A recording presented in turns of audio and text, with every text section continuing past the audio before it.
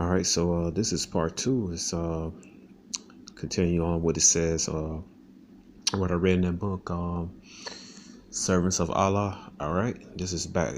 Back in the book from Babylon the Pt.2 about those Jakes that live in the synagogue. All right, it says right here, page 132. It says Dr. Allen H. Gabe particulates. Oh, particulates the position that black Jews were on the West African coast from Senegal to Angola, and the Jews were driven to this area from Central Sudan by Muslim propagandism. All right, having knowledge of the black Jew in the United States, Dr. Bell arrived at a conclusion that these facts had peculiar significance when the presence of Judaism among American Indians is considered. 100,000 slaves were brought to America from this Western Africa during the days of traffic, beginning nearly 400 years ago. How much more Judaism survives among the West African Negroes in that earlier time? All right, as persecuted community, they were rather more endangered than other Negroes of being raided by war parties sold as slaves. It may be considered that many partially Judite Negro were among the slaves brought to America. Many of them might still hold some Jewish custom. Here's another question. All right. So yeah, it's taught. All right. So this some of those Jakes I just read about synagogue in the other book, and how they was among their Israelite brethren who practiced Islam. Then what they got converted to someone got converted to Catholicism. All right. All right, and then also they being around these heathen nations, how they was partly Judaized, meaning they had the Israelite culture tradition. They also had tradition of other doctrines and other doctrines from the heathens that surrounded. Even from among they had that, some of them had that Islamic doctrine from their own brethren, man, their own Israelite brethren, man.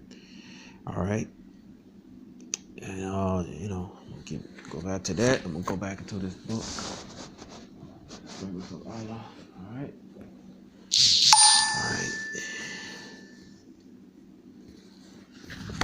Go to page where is it?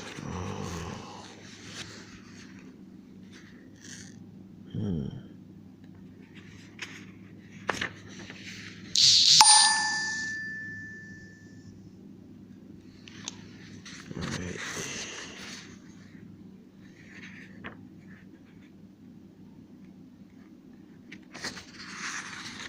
Just bear with me, Aki. I'm looking for something. All right.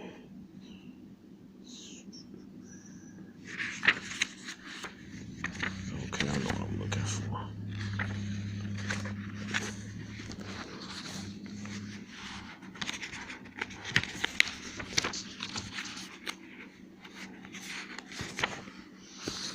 All right. Page 37. All right, it says the trader's commerce is well described by Muhammad Ali bin Said, a Muslim from Borno, northern Nigeria, who was enslaved in the 1830s and eventually became a teacher in Detroit and a soldier in the Union Army. Borno said, "My native country," wrote, "is the most civilized part of Sudan on account of the great commerce carried on between it and the barbaric states of Gaza, Tunis, and Tripoli." All right, so they had a trade, man. All right. They export all kinds of European articles to Central Africa, taking gold, dust, ivory. In return, the merchants, part what is now called Muslim diaspora, travel hundreds of miles in every direction. Their donkeys and slaves loaded with cotton, cloth, gum, Arabic, musk, cola nuts. Cola nuts is when they drink Coca-Cola. All right, that's what that come from. Cola nuts, part of it. The other part had actually had now I'm not endorsing drugs, all right, but it actually had coca leaves in, with cocaine leaves in it. All right. It says hides and leather goods, weapons, silk, books, gold, and ivory for social, commercial, and security reasons. They travel in caravans and were general let free to go as pleased. Nevertheless, they were sometimes the victim of organized bands of thieves. All right. Okay, so these people was very educated, man. The Israelites from West Africa, all right. Let's see, and they had their hands in the trade, man. All right, get this. Let's see, page. Let's see.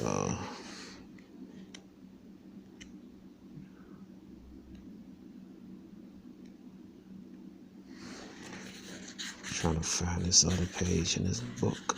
Just bear with me. All right. Let's see. Go.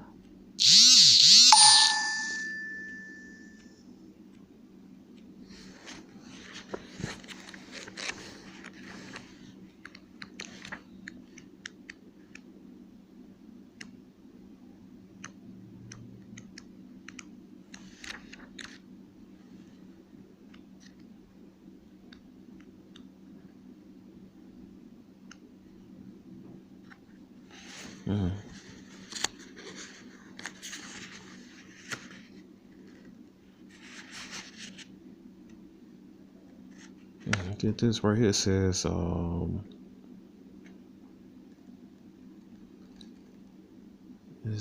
concerning the Muslim, specifically Sir Harry Johnson, who got information from the British Council, which I reported that Mandingo and Fulani, all right, so both groups of Israelites who had returned to Africa after having bought their freedom. That's what some Jays bought their freedom, man. All right, have bought their freedom and traded with Brazil. All right, it said after abolition of slavery in 1888. These traders traveled back and forth on Brazilian ships that as slaves. Exports included many types of goods, some such as African soap, cola nuts, shea butter. All right, palm oil, curry, fabric were used by Africans in general, but only the Muslims bought the Islamic chaplets and ink made in Africa. The little or wood tablets used in Brazilian Quranic schools likely came from the African coast as well. All right, so people they had their hands and a lot of stuff, man. All right, go back to the this is page. Let me get this 111. All right, it says much further upscale the Muslim who had succeeded in gaining the sympathy of whites could see a whole world opportunity opening up for them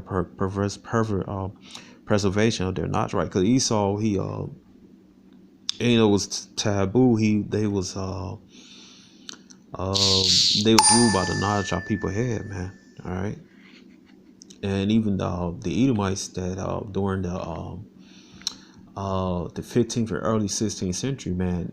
Even though Spain had made a royal decree not to import Muslims, Jews, and Jews, basically the Moors and Jews, all right, but our people kept bringing them over there, all right, over here, all right, because they had that knowledge, man, that our culture and et cetera, man, all right.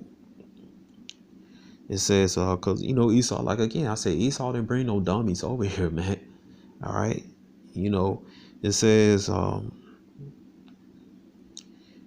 right here, it says open this. I'm gonna read again. It says much further upscale the Muslim who had succeeded and gained sympathy of whites. All right, and gained succeeded just Esau. He just using for their knowledge. Could see a whole world opportunity opening up to them preservation of their knowledge. Reference exists in the 19th century documents to Bibles in Arabic that the Christians gave to Muslims. Some have been preserved. The Christians were certainly motivated Arnagold to urge to make zealous of the false prophet. What is this?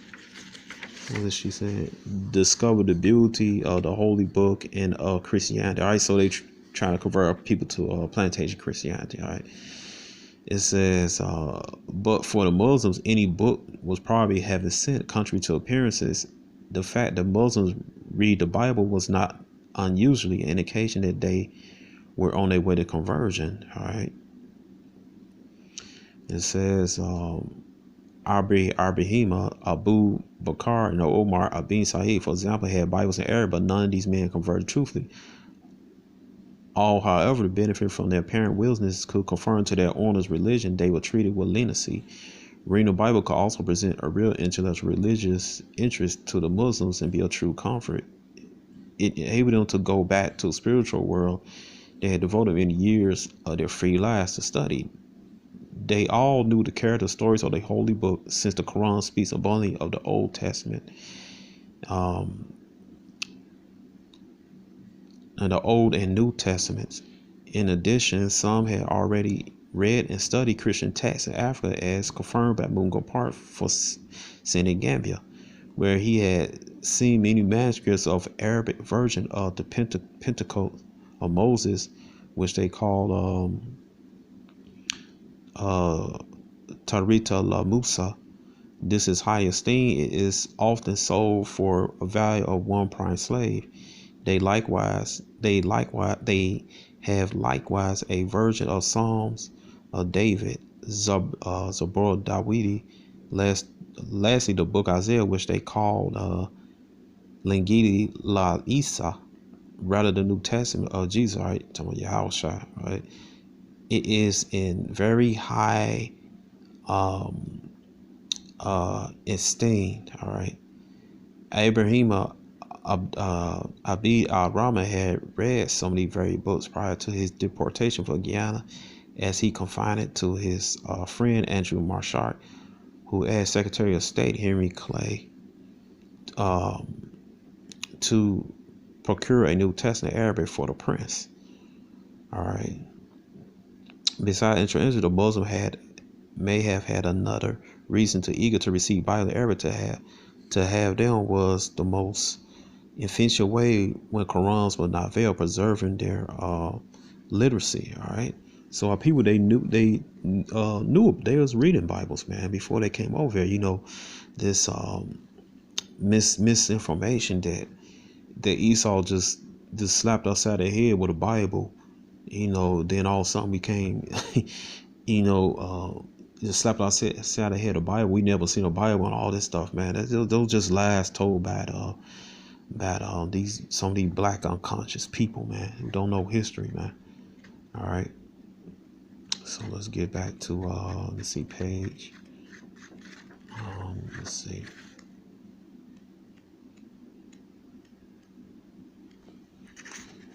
Let me see.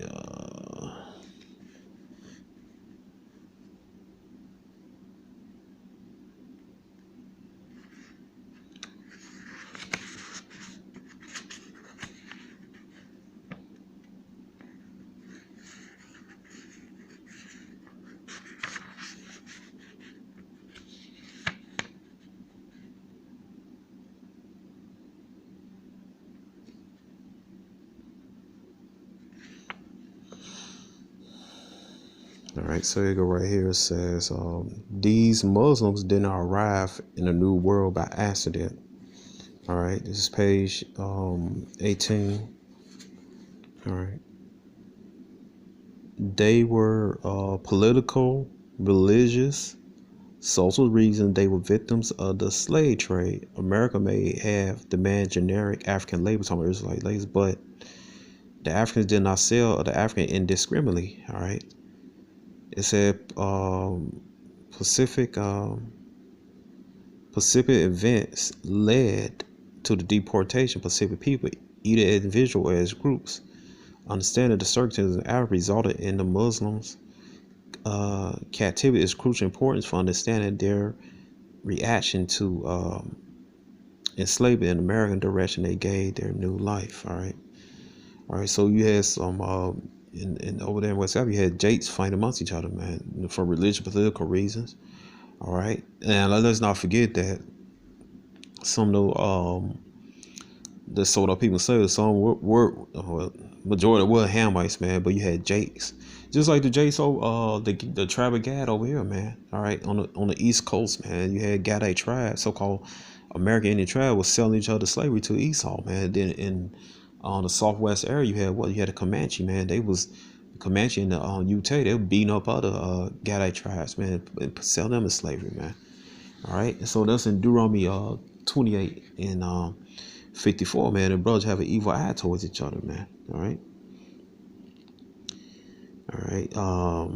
It says right here, the history of Africa, all complexity cannot be dissociated from the history of the people Africans sent the New World, who the men and women were shipped away, how they've been captured and under historical circumstances, why they were sold to the Europeans to America. All elements participate in the development of African American identity.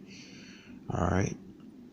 It says, in beginning from this African historical context, which had been ignored by scholars of slavery who placed Africa at the periphery of diaspora, instead at its center, that the story of Muslim America must be explained, understood, and evaluated. Muslims in West Africa were enslaved in a variety of military actions over a period of more than 350 years across territory ranging from Senegal to Chad to the southern border of Sahara to the northern fringe of tropical forests. It could be impossible to account for all or even many conflicts, but some particularly important because they sent numerous Muslim groups to the Americas, man.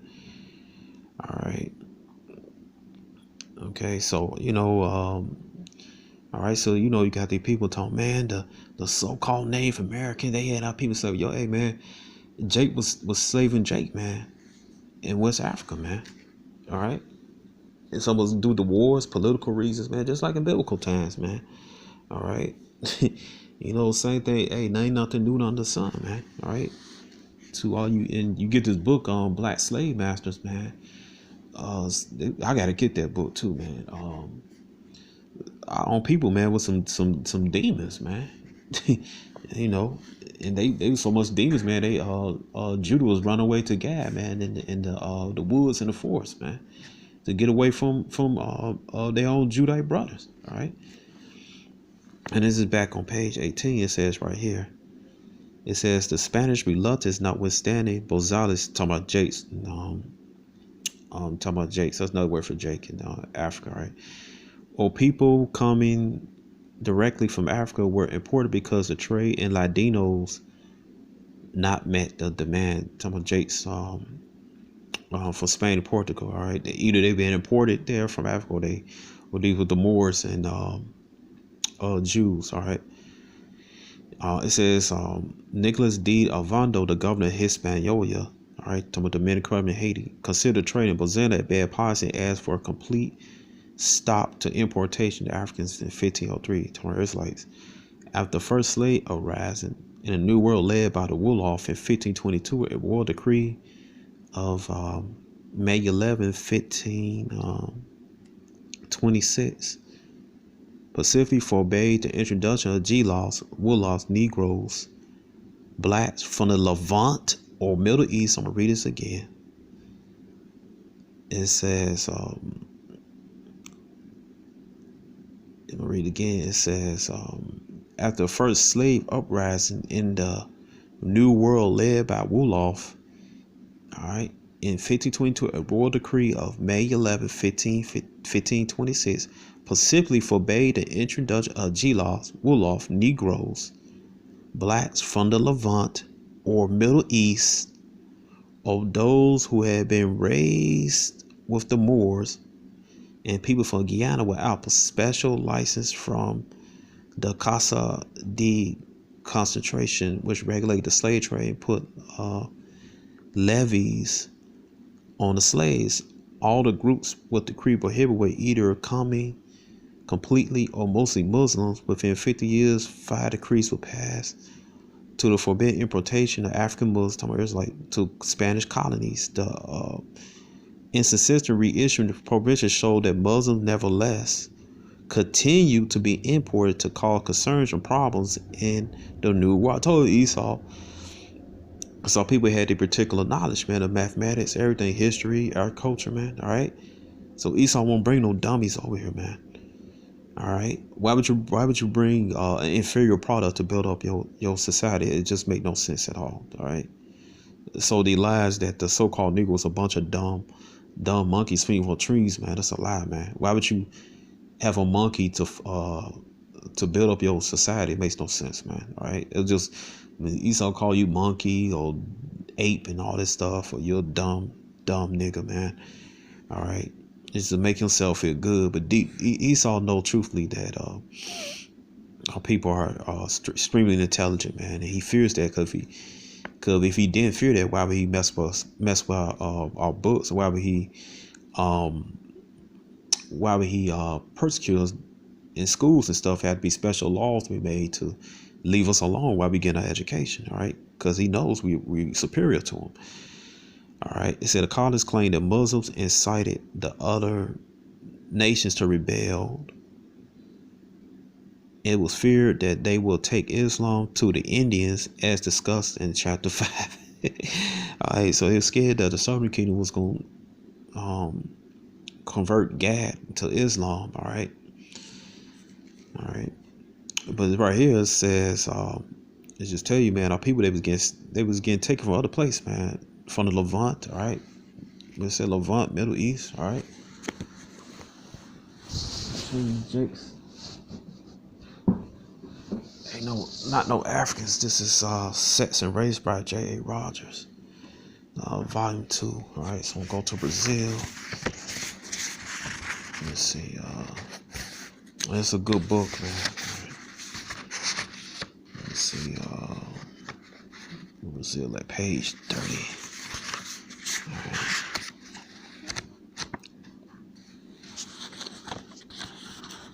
right. This is about Brazil, chapter 3. All right. It says right here.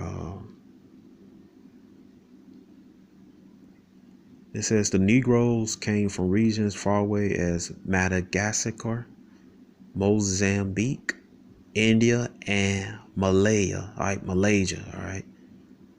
Now I asked a Malaysian last summer. Matter of fact, it was this past summer. I asked him. I said, "Was there any people over there like me?" He said, "No." He's a heathen, man. So he gonna lie, man. All right. So this proves you so-called Negroes not Africans, man. All right. So yeah, Israelite getting snatched up from Madagascar, Mozambique. That's South Africa. Madagascar is that African off of the South Africa, man, and Malaysia. All right. So get this. I'm gonna come back to that. Get this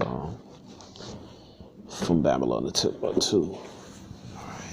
Let's see if I can find this right quick. Let's see.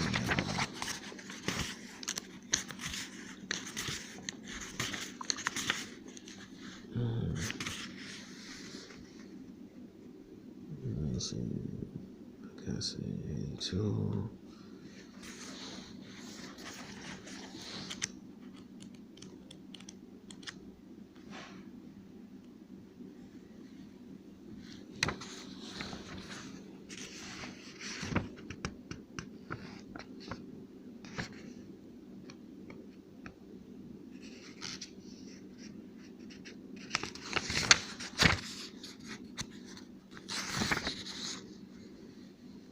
All right, yeah, page 82, it says, the Jews of Madagascar Republic. There is an island near the southern coast of Africa called the Madagascar Republic. The old name for this island was Madagascar, all right?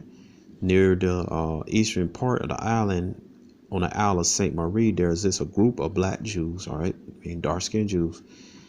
All right, not exactly black like the fonts, all right, who call themselves Zafin Ibrahim, descendants of Abraham. Professor Alan Gabe says that the same alphabet writing that was present in Palestine in about 650 BC appeared at the same time in Malaysia. Wow. All right.